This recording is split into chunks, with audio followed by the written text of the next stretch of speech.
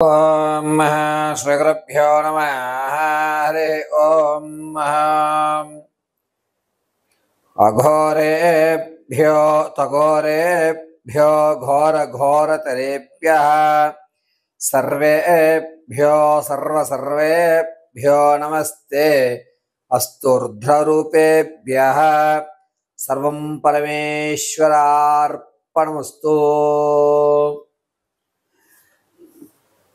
అందరికీ కూడా వచ్చేటువంటి జూన్ నెలలో జరిగేటువంటి కాలమాన పరిస్థితుల ప్రకారంగా తీసుకోవలసిన జాగ్రత్తలు ఏమిటి, ఏ రాశివారు ఏ మంత్రాన్ని అయితే పఠిస్తే మీ ప్రమాదాలు కానీ లేదా ఆర్థిక సమస్య జూన్ నెలలో కొంచెం మెరుగుపడడం కానీ, ఆరోగ్యమైనటువంటి వ్యవస్థ స్థితి అన్నీ కూడా సమతుల్యంగా ఉండడం అనేటువంటి విషయాన్ని మీకు యథాశక్తానుసారం ఈశ్వర అనుగ్రహ ప్రకారంగా వివరించడం జరుగుతుంది. ఇందులో కేవలము జూన్ నెల మాత్రమే మీకు రెమెడీలు అనేటువంటివి చెప్పడం జరుగుతుంది. ఏ రాశివారు ఏ దేవతారాధన చేయాలి, ఏ పుష్పాలతో పూజ చేయాలి, ఏ బీజాక్షరాన్ని పఠిస్తే గనక వారి కోరికలు తీరుతాయి అనేటువంటి విషయాన్నంతటినీ కూడా వివరణగా చక్కగా ఏ రాశికి వారికి విడివిడిగా చెప్పడం జరుగుతుంది. ఈ ఫలితాలు మీరు మీ యొక్క స్థితి అనుసారం ఆచరించి ఆ యొక్క పార్వతీ పరమేశ్వరుల కటాక్షానికి అందరూ కూడా లోబడి జగజ్జనని అంబ కటాక్షంతో ఉన్నతమైనటువంటి మనోవాంఛలు పొందుతూ ఉండాలని మనస్ఫూర్తిగా కోరుకుంటూ, ఇప్పుడు ఈ యొక్క రాశి ఫలితంలో జూన్లో చేయవలసినటువంటి పూజ, అదేవిధంగా మంత్రోచ్చారణ జపార్థం ఏ విధమైనటువంటి దానయుక్తాలు చేయాలి అనేటువంటి విషయాన్ని క్షుప్తంగా మీకు వివరించేటువంటి ప్రయత్నాన్ని చేస్తాను. ఇదంతా కూడా పార్వతీ పరమేశ్వర అనుగ్రహ ప్రకారంగా జరుగుతుందని భావిస్తూ మీకు తెలియజేయడం జరుగుతున్నది. తదనంతరము మకర రాశి వారు. మకర రాశి వారు జూన్ 1వ తారీఖు నుంచి కూడా 18వ తారీఖు వరకు చాలా జాగ్రత్తలు వహించాలి. వీరికి మానసికంగా శారీరకంగా అన్ని ఇబ్బందులు కలిగేటువంటి అవకాశం ఏర్పడుతుంది. అయితే మకర రాశి వారు ప్రతి నిత్యము కూడా సింధూరంతో హనుమంత్ చాలీసా చదువుకుంటూ సింధూరాన్ని శ్రీరాముని యొక్క సమర్పించి అది బొట్టుగా ధరించండి.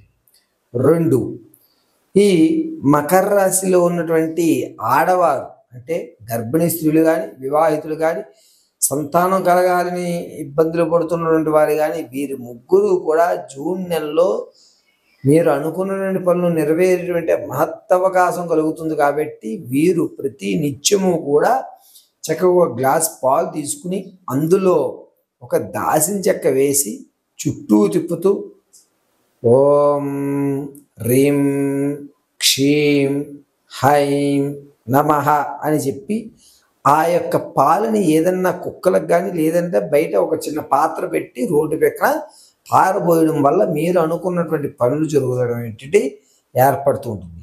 ఇక మకర రాశిలో ఉన్నటువంటి వారు విద్యార్థులు కానీ ఉద్యోగస్తులు కానీ విదేశం వెళ్ళాలనుకున్న వారు కానీ 2వ వారంలో మంచి అవకాశాలు ఏర్పడుతూ ఉంటాయి. ప్రతి నిత్యము కూడా ఏదన్నా ఒక చుట్టుకి చక్కగా నీళ్లు పోసి దాని యొక్క కింద భాగం నుంచి కాస్త మృతిక మట్టిని తీసుకుని నుదుటను ధరిస్తూ సర్వం రక్షతో మహాదేవి రక్షస్వమాం అని చెప్పుకుని బయలుదేరడం చాలా మంచిది. ఇక మకర రాశిలో వ్యాపారం ప్రారంభం చేద్దాం అనుకున్న వారు కానీ భూ సంబంధితుల వారు కానీ ఎవరన్నా సరే శ్రీ మహాదేవాయే నమో నమః అని చెప్పుకొని ఉదయాన్ని ప్రారంభం చేయడం, రాత్రి పడుకున్నప్పుడు మహాదేవి మమ రక్షస్వ మాం అని చెప్పి నిద్రించడం అనేది చాలా మంచి ఫలితాలు ఏర్పడతాయి. ఇక మకర రాశిలో ఉన్నటువంటి వారు భార్యాభర్తల మధ్య ఇబ్బందులు కలుగుతూ ఉంటే గనక వారు ఖచ్చితంగా ఏదన్నా శివాలయ ప్రాంగణంలో ఆ ఒక రోజు నిద్ర చేయడం అనేటువంటిది మంచిది. అంతేకాకుండా ఎవరికైతే ఆకస్మికమైన ధనం కావాలనుకుంటున్నారో, అంటే తాత ముత్తాతల నుంచి ఇబ్బందులు పడుతున్న ధనం ఏదైతే ఉందో, కోర్టు సంబంధిత వ్యవహారాలు ఏవైతే ఉన్నాయో అవి నివృత్తి అయ్యి మీ చేతికి ధనం రావాలి అంటే గనక కాస్త పసుపు తీసుకుని అందులో 4 ఆవ గింజలు వేసుకుని శ్రీ మహాలక్ష్మీ దేవ్యై నమో నమః అని చెప్పి అమ్మవారికి చూపించి అమ్మవారి పాదాల దగ్గర ప్రతినిత్యము విడిచిపెడుతూ ఉండాలి జూన్ అంతా కూడా.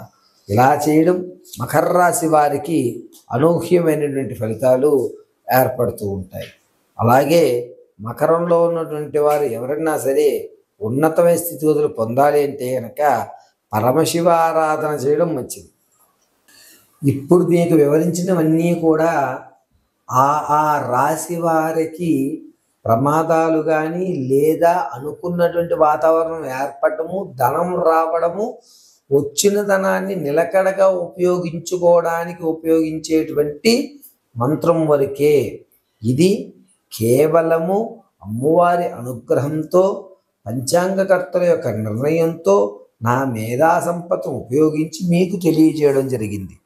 కావున వీటిని పాటిస్తూ మీ జాతకంలో ఉన్నటువంటి దోషాల్ని దూరంగా పెట్టుకుంటూ అవకాశాల్ని అందిపుచ్చుకుని ధర్మమైన కార్యక్రమాన్ని చేసుకోవడానికి ఏర్పడుతున్నటువంటి మహత్తవకాశంగా దీన్ని భావించండి.